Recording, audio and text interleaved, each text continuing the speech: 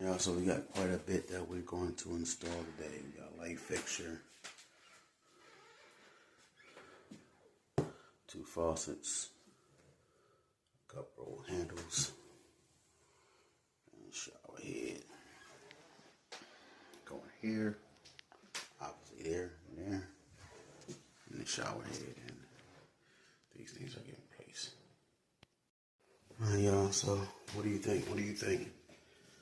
Faucets in, everything's in working order, no leaks. Another one in,